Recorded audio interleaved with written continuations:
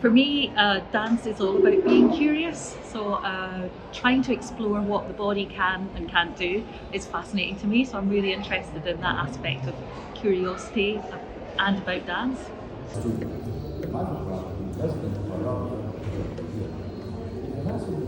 To be honest, I was completely blown away when I saw the exhibition, especially the first part, because there's so much to see. I can see that Charlie Atlas has taken a great deal of time to craft it so that you're led through different aspects, and it was pretty overwhelming in a good way. So I really enjoyed that, and I loved listening to Big Bottom. I also like seeing Big Bottom on camera.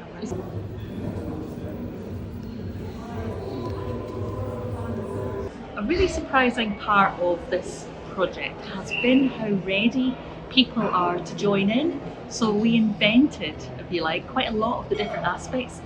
Matthew and I created this idea of micro dances so that every hour there was an opportunity to join in, and we were really delighted about how many people have joined in, all ages, all levels of experience, and had a great time dancing. That's really surprised me.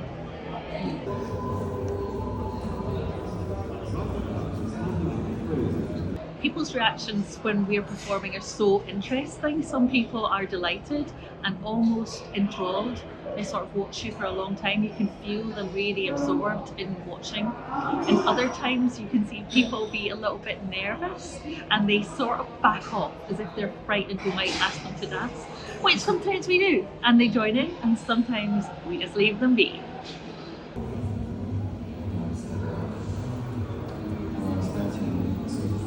We've been able to work with a huge range of groups across Scotland. Matthew had a really good connection with Glasgow Clyde College dancers, so he already had some choreography that they were ready to come and contribute to a performance here, which was beautiful. We started a new relationship with the Dundee and Angus College dance students. That was also really fruitful. We did a little bit of research here in the museum and also go to the space at their campus and figure things out. That also led us to working with Third Thread, a wonderful group of improvisers based in Dundee.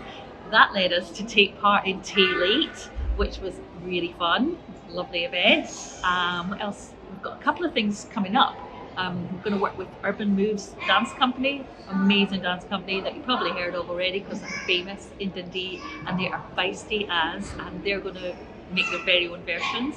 We've also got the chance to work with Shaper Capers Dance for Parkinson's group, and they've even created their own choreography before we've even met them. So we're looking forward to seeing that and also sharing the Matthew score, see what we get with that. And lastly, maybe, I think there's a couple of other groups, but I better keep shooting about them because part of my role in this is gathering people together and seeing if they can come along to different dates, and it doesn't always work, so we'll see.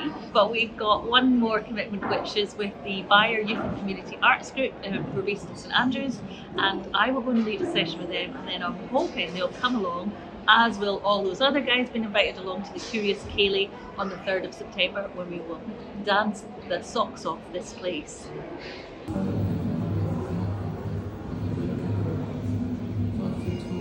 You know, it's been really interesting doing the project with DNA Dundee because I don't find there's any part that's been very challenging. I feel like we've been really listened to as artists, really respected, and really the project's been allowed to develop as we've gone along. Particularly, I mean, the project is Matthew's ideas and I help to bring them to fruition and support him. But the fact that it's been allowed to evolve has been really wonderful. It's really, really refreshingly different. I guess that's also part of the enjoyment of it. I've really enjoyed performing again, and I didn't think I'd say that because I'm an older dancer, and during the pandemic it was impossible to do very much at all apart from look at yourself on Zoom, which we all got bored of really quickly. And so I have done one more performance earlier on the year, and that was lovely outdoors, but being inside and being watched, regarded, it's kind of opened up a different thing for me. I don't really know how else to describe that because it's something I'm still exploring. I think I'm still curious about it.